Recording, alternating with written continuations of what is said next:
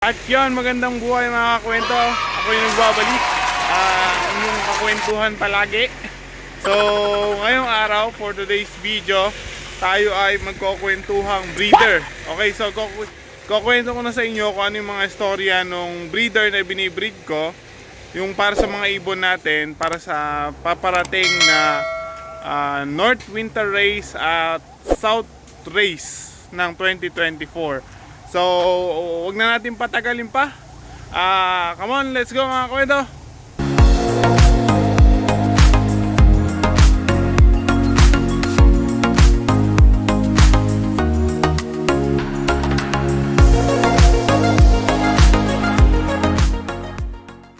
Bago pala ako tumuloy mga kakwento dun sa may mga breeder natin, sa kwentong breeder. So, etong mga flyer natin, ayoko na muna silang pawalan.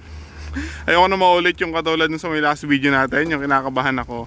Ngayon gusto ko pagka lumabas ito, yung sure silang lilipad para mawala man or bahala na. Basta full potential yung kanilang pakpak. So hayaan muna natin sila. So mamaya ako napapakainin yan.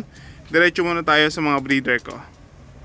At so yun mga kakwento, so simulan natin yung pagkakwento ko ng history ng ating mga birds. So simulan natin dito sa aking pula. So ayan, si Pula ay galing yan kay Sir Reggie de la Cruz. So si Sir Reggie, napanalunan ko yan during nung Christmas party dito sa aming lugar, nung grupo namin dito sa Palayan City. So eto yung tatay ni Pula, nung pula ko, ay yung ibon ni Kuya Reggie, ang pangalan ay si Breakaway. So papakita ko yung achievement ni Breakaway. Ayan. So si Breakaway, yung tatay niya, ngayon yung lolo nitong si Pula, galing kay Sir Alexus Barcilla.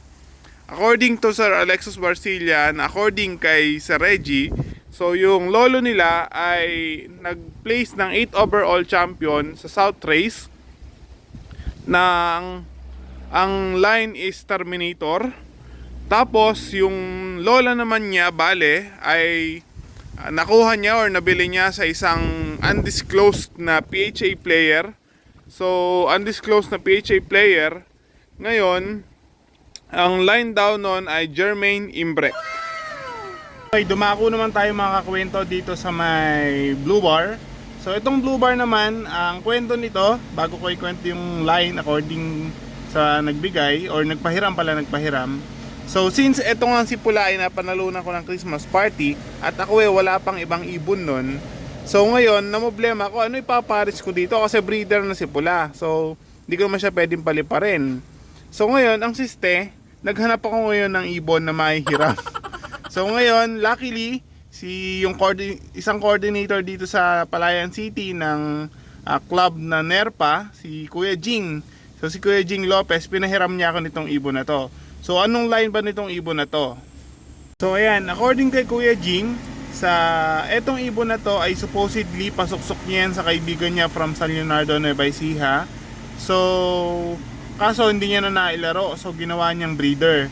So ang ibon na to, ang lolo niya ang parents niya is, according sa may nagbigay kay Kuya Jing, is ang old line daw ng Taiwan cross ng Japan. So hindi ako ganong particular sa mga line na ganon, pero sigurado daw ang lolo nito ay direct kay winner line ni Dennis Pardo.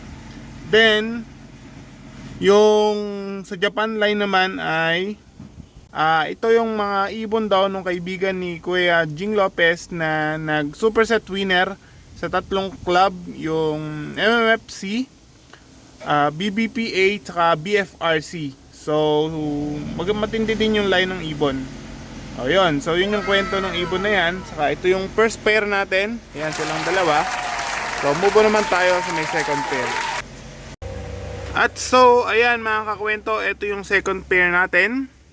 Kung matatandaan nyo sa mga nakaraang kong video, nabanggit ko na kung kanino galing itong ibon na to.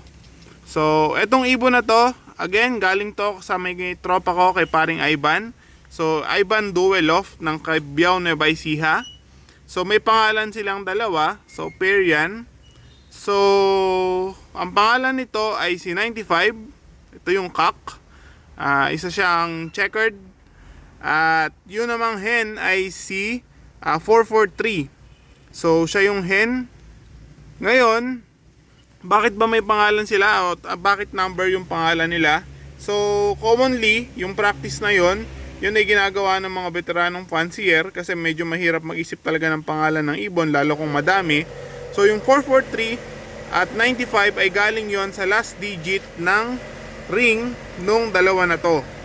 Okay. So anong kwento naman ito?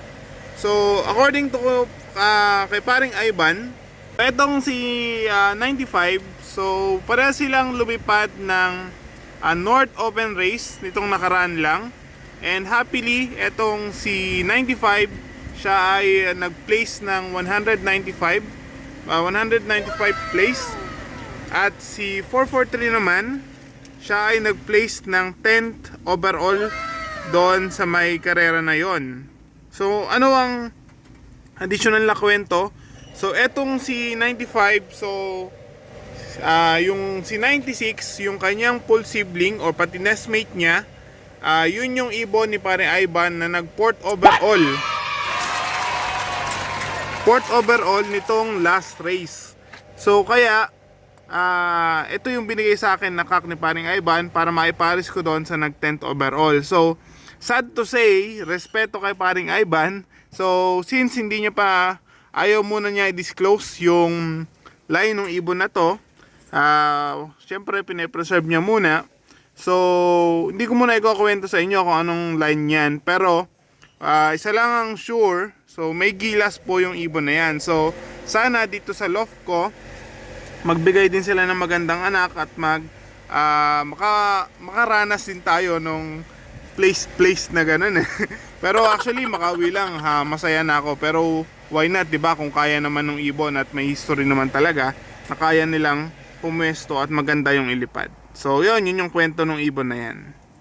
Mga kakwento, so naipakita ko na sa inyo yung mga breeder ko na piniprepare para sa paparating na North Winter Race at South Race.